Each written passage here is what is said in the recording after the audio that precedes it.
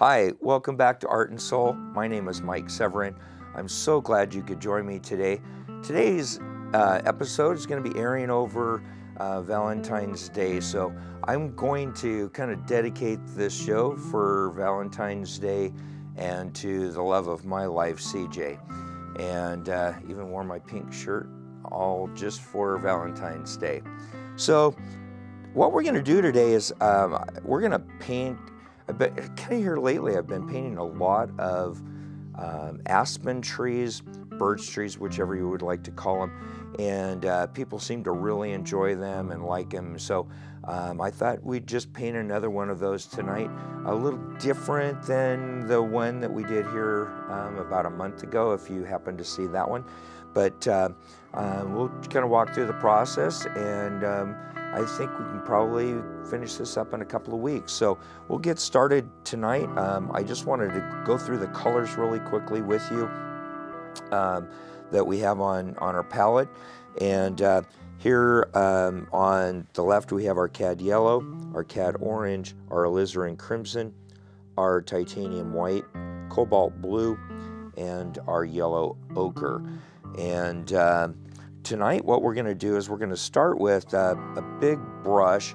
What we're going to do, basically, the painting we're going to be painting is the whole background is going to be sky. It's going to be like we were laying down in the grass, looking up at the canopy of the trees up above us.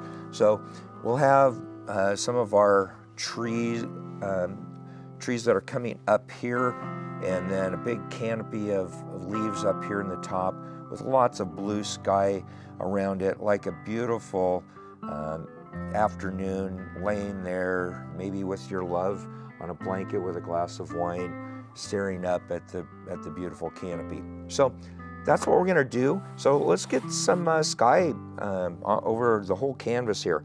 And I have a lot of different techniques that some artists don't use, and I've just kind of developed some things that work for me, and so I share them with you, and if they work for you, great. If there's a different way you'd like to do it, you're more than welcome to do that. I just loaded up my 2-inch brush here with just a bunch of titanium white, and I'm just throwing some up here on the canvas, kind of all over. I'm not trying to do anything with it other than basically just get some nice white up here, and you'll see why here in a second, because I'm going to bring that cobalt blue in, and it's going to start mixing right with that white on the canvas, and it's going to you'll see it's really fun to watch this process. So I'm going to get some of that cobalt blue, and I'm going to grab just a little bit of paint thinner just to make that a little more fluid. And we'll start up here in the corner, and we're just going to start laying this sky in. And you'll see as we get down into where I have that titanium white here in a minute, how that it starts to blend in with it and starts getting a lighter color. And even on a beautiful sunny day, if you look up, even if there's no clouds in the sky, very, very rarely do you ever see where it is just one solid color. There's usually variations of color as you're looking up at the sky because of the atmosphere, etc. So, and I'm just taking and scrubbing that into the canvas, making sure that all of it is covered up well. And I'm kind of using just these X strokes. You can use whatever stroke works for you.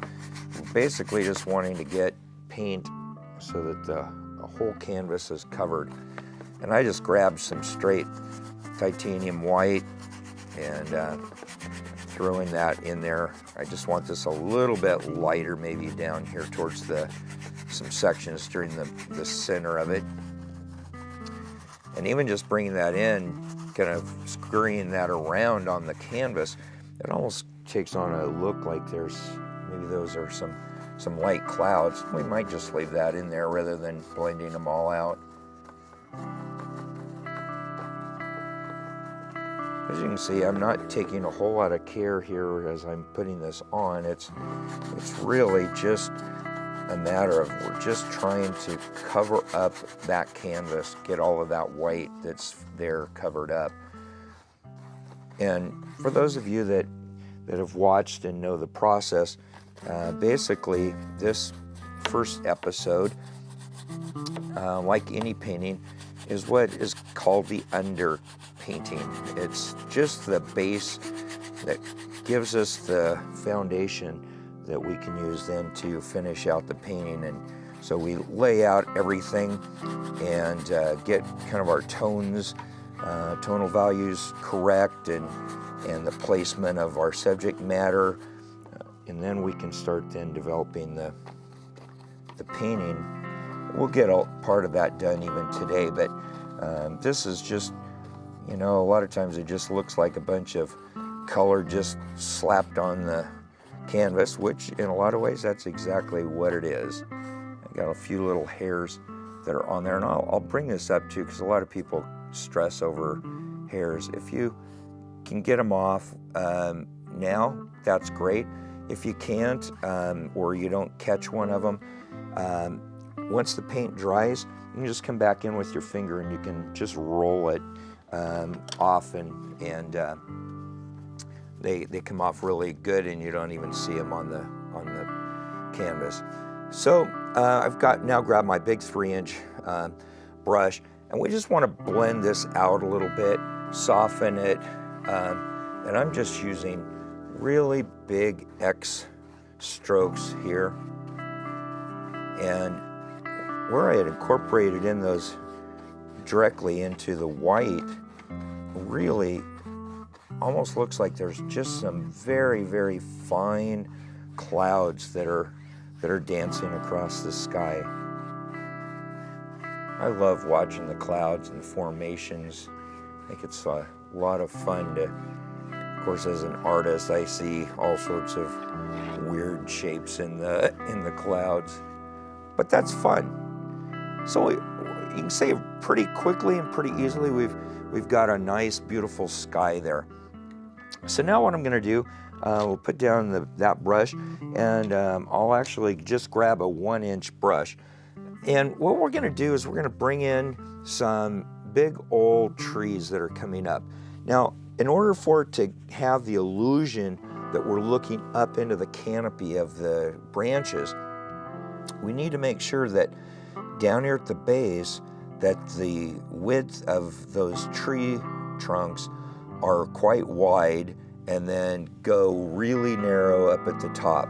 And we'll just bring in one big one from down here and go up, and we'll just kind of put it at about there as where we're going to finish. And how we're going to do that is I'm just going to grab some alizarin crimson, maybe a little of the yellow ochre. I wish I had a little more of that blue. I'll grab some more here in a second.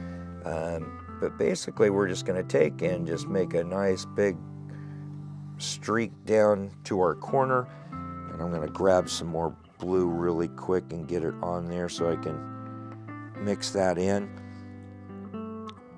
Like I said, we're going to make these into birch trees. I mean, you could make these into whatever color that really basically that you would want to make them, but we're going to do it in the birch trees.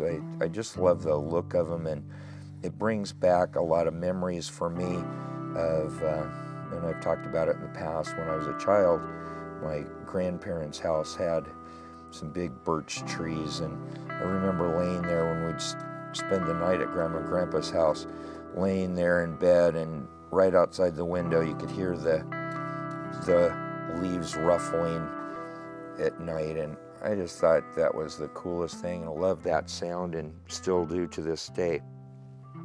So there's a big old tree that's coming up there, and we might actually even make him a little wider down here at the base.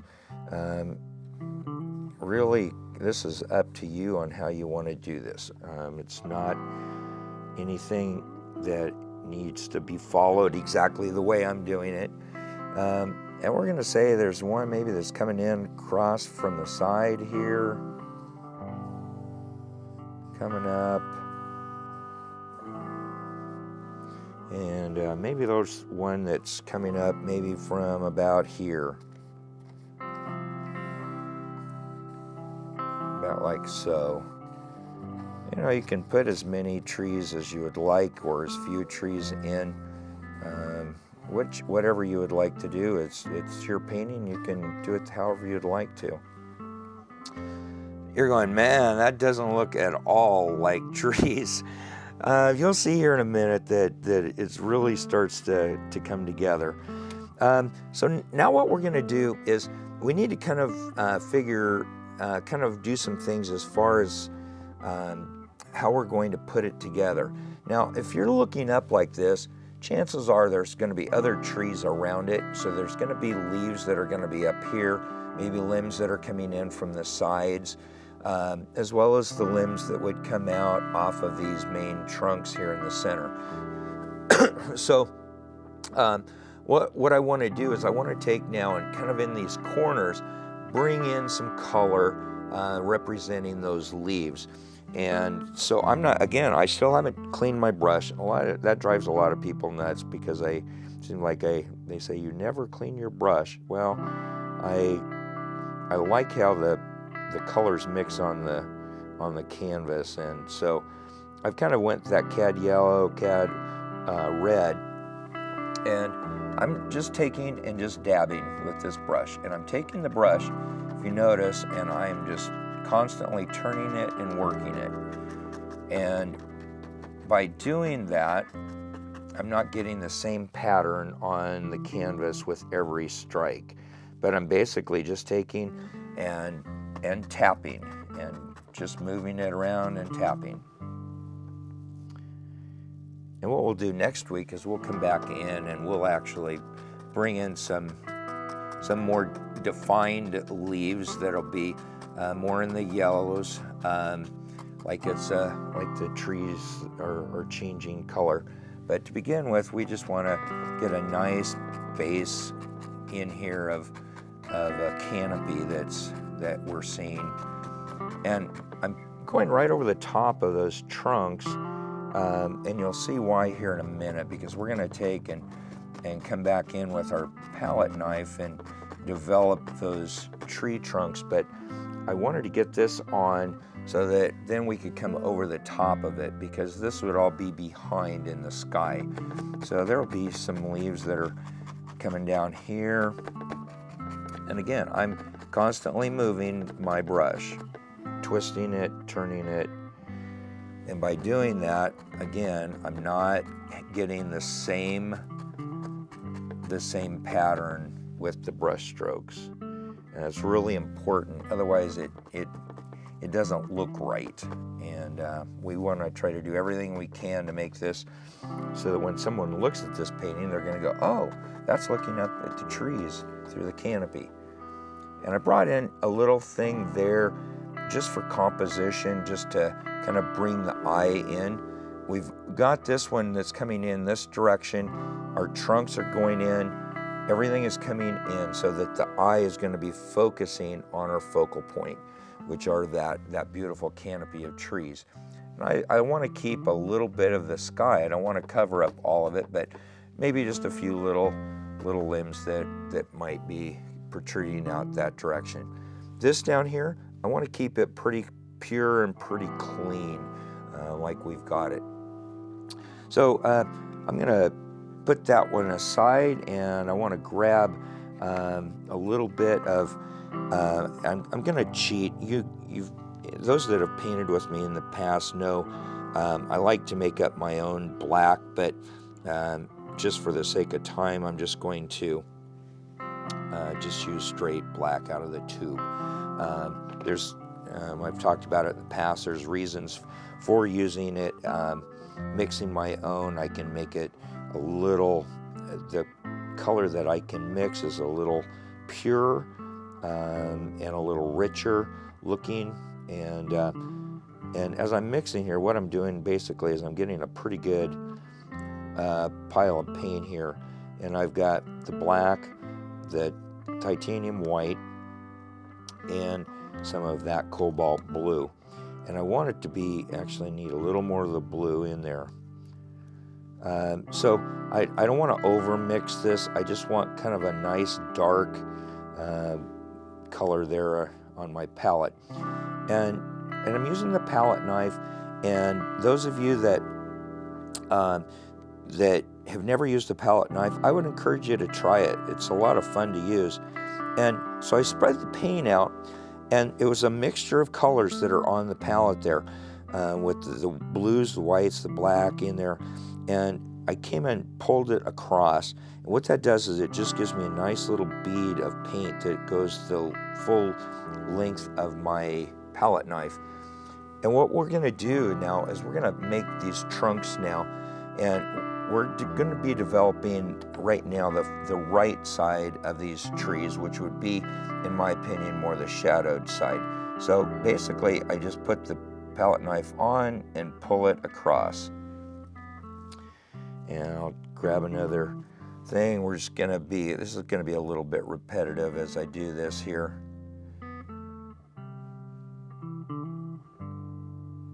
This Valentine's Day, it's kind of like Christmas in my opinion. It's about showing the person that you love and care about, doing something special for them. But I would encourage you, don't just do it on Valentine's Day. Make it a daily deal where that person knows that you care about, that you love. Do that on a all the time basis, not just on special occasions. And gentlemen out there, get your wife or girlfriend flowers on other days than just on Valentine's Day. And don't just take her out to dinner on Valentine's Day. Make it something that's special. I think every couple needs date nights, time that they can get away from the family and just spend some time together. It's that time together and that commitment to making that work that is what makes relationships work. And unfortunately, we've got a lot of broken families right now, and a lot of it, I believe, is because people just don't take that time to spend with the people around them and that they love and care about. And so, keep that in mind. Make that a priority in your life. And if you love somebody and you care about them, show them that all the time. Don't ever make them question whether or not you love them or not. Make it with your actions and your words, so that there's never a question, and they will never falter in believing that you do love and care about them. But it takes that effort all the time of showing that love and care. As you can see, I've just kind of continued on there as I was talking. I know this is kind of repetitive, and don't be afraid. I know that at this point it probably is not looking much like birch trees, but I think you'll see here in a little bit that it'll actually start to make sense and come together. So I'm just coming down these tree trunks, and I just want to get more of that shadowed side developed so that we've got a nice base to work off there. Birch trees are so beautiful because the bark on them, I love it, how it just kind of wants to peel off, and I think it's really cool the way they look. So now we've got our shadowed side together. So now let's come in now from the highlight side. So I'm going to grab and wipe off my palette knife here. Got it all over my hands too. So get that cleared out.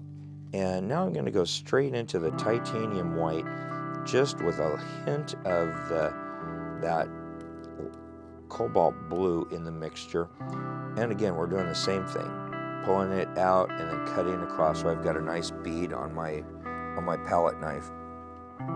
Same process as the other side, only this time we're just bringing that light white coming over and dragging it across that black that we have, or that gray, if you want to call it that. And we're just letting that palette knife just graze across the top. We're not putting a whole lot of pressure with it, and that's what gives it the effect that it does. And it's thick. I mean, I don't know if you can see how thick it is on the screen, but that paint that I'm putting on there is really thick, which is fine. It just adds a degree of texture that we want. And when I got that glob, I got a little bit of that alizarin crimson in there, which is fine. It kind of just breaks up that color a little bit.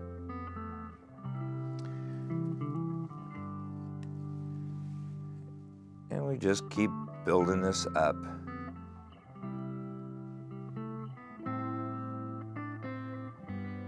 There's all sorts of different kinds of love, and we love our children different than we love our spouse, or different than our folks, or our family or friends, and I think it's oftentimes that word is just thrown around in our society really flippantly, and it kind of bothers me sometimes that people, I don't think, really take the care in saying it. And if you say it carelessly, it loses its meaning and its power. And those three words can be a very powerful and strong message, but guard them and say them with when you mean them, not just out of the thing to say. And I think that's oftentimes the case. And when you love somebody, your actions prove it, and they stand behind it. It's not just the words that you say, but it's everything else that you do that goes along with that.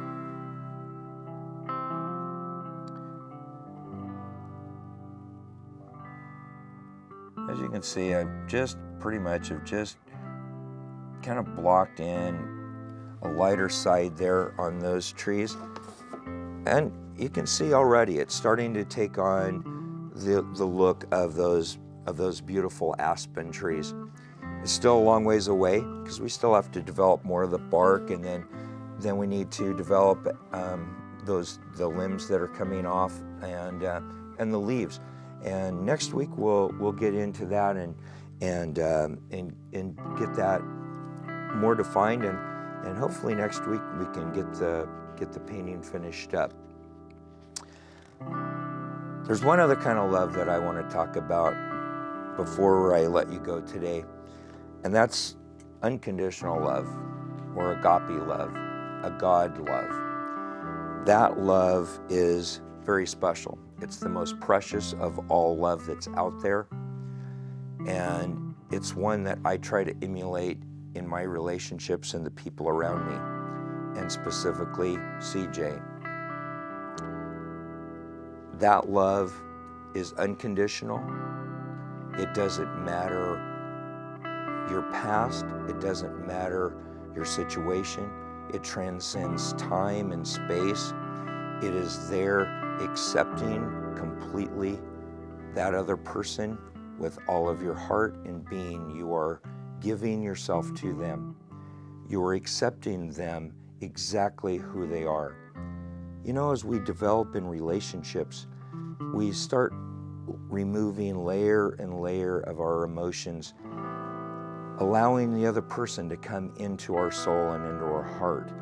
And every time you do that, you let them see more of yourself until eventually, with unconditional love, you lay emotionally naked in front of the other person. That is the ultimate love, because that love doesn't matter what's going on in life. It doesn't matter what the situations are. That love penetrates and goes farther than anything that's going on in life. That love is shown in every single way. There's a story that I heard many years ago, and I actually saw it not too long ago, a little thing posted on Facebook. But it was about this elderly gentleman had an 8 o'clock appointment with his doctor, and he was in a hurry to get out of there. And the doctor said, "What's going on?" And he said, "Well, 9 o'clock, he said, I have to meet my wife for breakfast." And he said, for the last 5 years, she's been in a facility with Alzheimer's. She doesn't know who I am. And the doctor said, asked him, he said, "Why is it important then that you're there at 9 o'clock if she doesn't even know who you are?" And he said the most precious statement. He said, "I still know her." That so touched and moved me, because even though she was not the person that could express anything to him, he still loved her, accepted her unconditionally. He still remembered who she was and the relationship that they had shared and that bond that they had had over the years. And so every morning at 9 o'clock, he would go and have breakfast with his wife, the woman who didn't know his name, didn't recognize him when he walked in, but yet he still knew her, still loved her, cherished her, and had a love that surpassed what most people never experienced in their life. I've had that and experienced that love. That love is that agape love, that unconditional love that I'm talking about. I've had that with CJ. I continue to have that relationship with CJ. The very first thing that I say in the morning when I wake up is, "I love you, CJ." Every night, the last words that I say, "I love you, CJ." I carry a little love rock in my pocket everywhere I go. Everywhere I go, every single day of my life, it's with me. Some people go, "That's crazy that you're carrying that." But I can put my hand in my pocket and I can hold that rock in my hand. And I'm close to CJ. That's the kind of love that I want you to try to have and focus on, think about as you go into this Valentine's Day. Love those around you in spite of circumstances, in spite of the struggles maybe that you've had in the relationship. If you love them unconditionally, and you will be loved back. Happy Valentine's Day. Thank you for joining me here on Art and Soul. I really appreciate it. Have a blessed week. And CJ, as always, I love you.